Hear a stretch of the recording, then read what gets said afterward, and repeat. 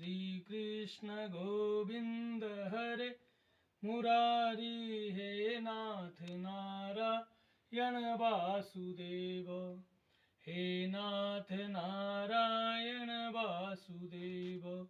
जिह्वे पिबस्वामृतमेतदेवं गोविंद दामोदर माधवेति, गोविंद दामोदर माधवेति। जयतु जयतु देवो देवकी नंदनोऽयं, जयतु जयतु कृष्णो वृष्णिवंशः प्रदीपः।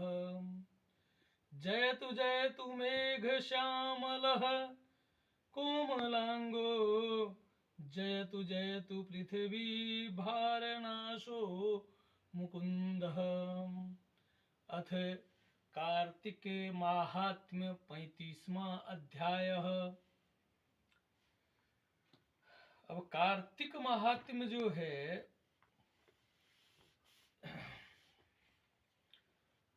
भगवान शिव ने कार्तिक महात्म्य का जो है स्कंद पुराण के अंदर कार्तिक महात्म्य का वर्णन किया है। ब्रह्मवर्तैक पुराण के अंदर प्रकृति खंड के अंदर भी कार्तिक महात्म्य का वर्णन है। और कार्तिक का इतना महत्व इसलिए है कि शुक्ल पक्ष कार्तिक नवमी में द्वापर युग का आरंभ हुआ था। तो द्वापर युग का आरंभ हुआ था, तो द्वापर युग के जो मतलब मेन नायक थे वो कृष्ण थे। तो इसलिए विष्णु का जो है कार्तिक बहुत महत्वपूर्ण हो गया।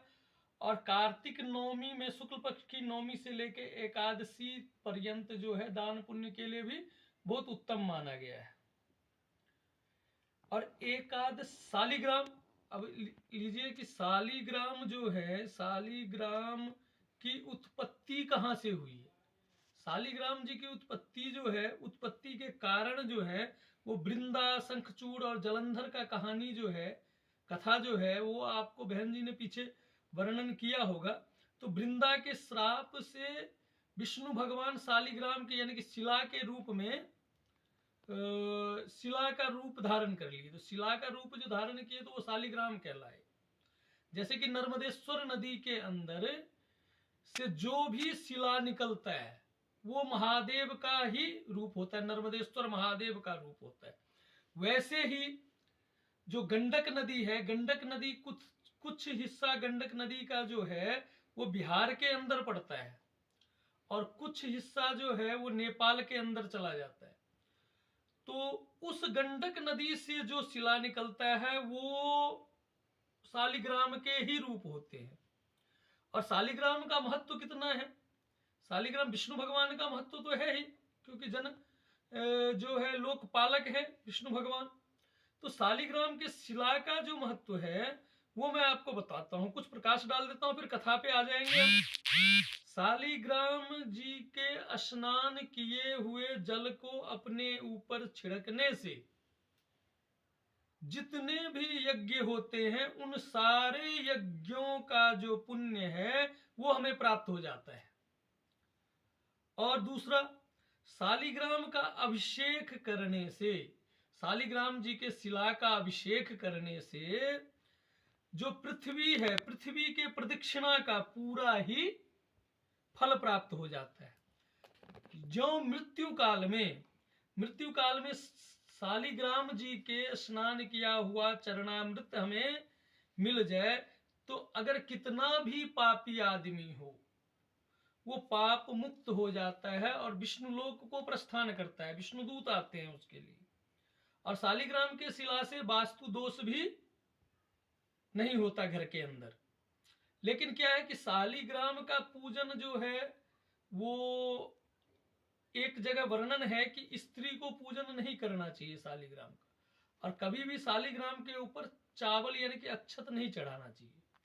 शालिग्राम को जौ तिल एते यवतिला भगवते श्री सत्यनारायणाय नमो नमः। तो विष्णु भगवान को चावल से पूजा नहीं होना चाहिए, विष्णु भगवान का पूजा चावल से नहीं होना चाहिए, अक्षत से।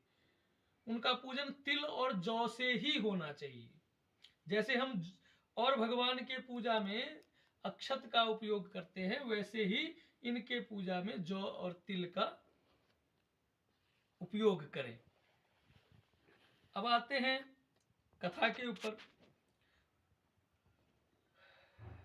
कथा जो है वो सूत जी से ऋषियों ने कहा कि हे सूत जी, तुलसी विवाह का विधिवत हमें जो है वो विधिवत आप वर्णन कीजिए, जिससे कि हमें उसका महत्व पता लगे। एक पौराणिक कथा भी है इसका, उसका विशेष अगर हम करेंगे तो उसमें समय नहीं होता है। तो पौराणिक कथा में सूक्ष्म रूप से मैं बता देता हूं। एक कनक थे, कनक की पुत्री थी किशोरी।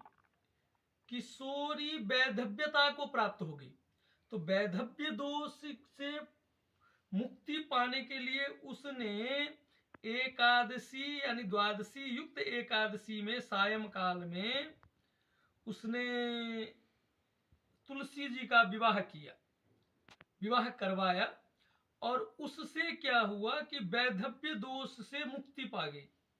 तो सूत जी कहते हैं, आगे हम कथा पे आते हैं, ये पौराणिक कथा है, इसका विशेष वर्णन है। लेकिन जो आजकल चल रहा है कलयुग के अंदर कथा, वो मैं आपको बताता हूँ। सूत जी कहते हैं, जब सूत जी से ऋषियों ने पूछा तो सूत जी कहते हैं कि सर्वप्रथम जो है 1 तोले स्वर्ण से निर्मित भगवान विष्णु का एक प्रतिमा बनाना चाहिए। 1 तोला आजकल थोड़ा सा क्या है कि जिसके जितना सामर्थ्य हो, कोई जरूरी नहीं है कि 1 तोला, लेकिन शास्त्रोक्त जो है वो 1 तोले का विधान है, तो मैं इसलिए आपको कह रहा हूं। लेकिन आज के समय में सामर्थ्य के अनुसार, अब किसी का सामर्थ्य ज्यादा है तो वो 1 तोले से ज्यादा भी कर सकता है, और कम है तो कम से भी, लेकिन स्वर्ण की निर्मित भगवान विष्णु का प्रतिमा बनाए। और तुलसी जी का जो भरण पोषण है वो अपनी पुत्री के समान करें। तुलसी जी का जो है वो पुत्री के समान करें, और उनको ठंड न लगे इसका भी उपाय करें। और सर्वप्रथम गौरी और गणेश का आवाहन करें। अगर समय है तो नवग्रह आदि षोडश मातृका वगैरह का भी आवाहन करें, स्वस्ति वाचन करें। और इसके अंदर तुलसी विवाह जो कोई भी करवाए उसको तुलसी विवाह कराने से कन्यादान करने का फल प्राप्त होता है। तो इसके लिए आपको जो ब्राह्मण चुनना है कि कौन करवाए इसको, तो वो वैदिक ब्राह्मण होना चाहिए, जो कि वेद मंत्रों के द्वारा वो सारे जो तुलसी विवाह का जो वो है, क्या कहते हैं, जो भी वृत्तांत है या जो भी उसके अंदर प्रक्रिया है, वो वैदिक मंत्रों के द्वारा ही करवाए जाए। जैसे कि मान लीजिए तुलसी जी के विवाह में विष्णु भगवान को तुलसी पत्र चढ़ाना है, तो तुलसी पत्र चढ़ाना है तो उसका वैदिक मंत्र उसको आना चाहिए। तो इसलिए तुलसी विवाह जो है वैदिक ब्राह्मण से ही करवाना चाहिए। तो और उसके बाद गौरी गणेश का आवाहन करने के बाद तुलसी जी के और विष्णु भगवान के प्रतिमा के अंदर प्राण प्रतिष्ठा करना चाहिए। प्राण प्रतिष्ठा करें। तुलसी जी और विष्णु भगवान की जो स्वर्ण की प्रतिमा बनाए हैं उसमें प्राण प्रतिष्ठा होने के बाद में, गौरी गणेश का आवाहन होने के बाद में, नवग्रह आदि का आवाहन होने के बाद में जो है नांदी मुख श्राद्ध करना चाहिए। अब नांदी मुख श्राद्ध क्या होता है? लोग बोलेंगे कि पंडित जी शादी के अंदर श्राद्ध का क्या विधान? तो नांदी मुख श्राद्ध का मतलब होता है कि किसी भी यज्ञ को और किसी भी पूजन का जो है जब तक हम अपने पितरों को तृप्त नहीं कर देते तब तक उसका फल हमें प्राप्त नहीं होता है। तो नांदी मुख श्राद्ध वही हुआ कि हम अपने पितरों के निमित्त पूजा करते हैं, पितरों को वस्त्र वगैरह, जनेऊ वगैरह जो कुछ भी है, अन्न, ये सब जो है वो देते हैं। वो उसका एक प्रोसेस है, वो प्रोसेस जो ब्राह्मण है वो पूरा विधिवत कराता है। नांदी मुख श्राद्ध करने के बाद ही, अगर हम अपनी बेटी का शादी करने जा रहे हैं तो उसमें भी जो है मातृका पूजा होने के बाद में, गौरी गणेश की पूजा होने के बाद नांदी मुख श्राद्ध करना पड़ता है। वहीं पे दक्षिण मुख होके नांदी मुख श्राद्ध होता है। तो नांदी मुख श्राद्ध इसलिए जरूरी है। उसके बाद जो है भगवान का आचमन कराना चाहिए, स्नान कराना चाहिए, पैर धुलाना चाहिए, मुख धुलाना चाहिए, पंचामृत से भगवान का स्नान कराएं, फिर भगवान को मधुपर्क दें। मधुपर्क देने के बाद में फिर भगवान का आचमन कराएं, मुख धुलाएं। उसके बाद हल्दी लेपन कराएं।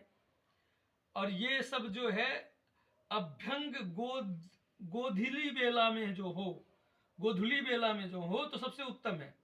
अब इसके बाद जो है भगवान को आमने सामने बिठाएं, तुलसी जी को और भगवान की जो प्रतिमा हमने बनाए उनको आमने सामने बिठा करके उसके बाद जो कन्यादान करने वाला है, जो तुलसी विवाह कराने वाले यजमान है, हमारे हिसाब से जो यजमान है या जो करने वाले व्यक्ति हैं, उनका संकल्प होगा, संकल्प कराना चाहिए।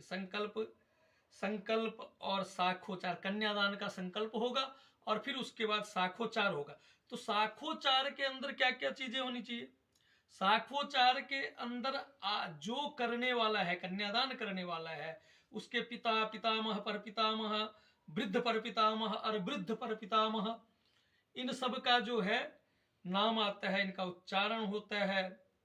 पितामही वगैरह सबका होता है, माता, मातामही, इन सब का, नाना के तरफ का भी सबका उच्चारण होता है।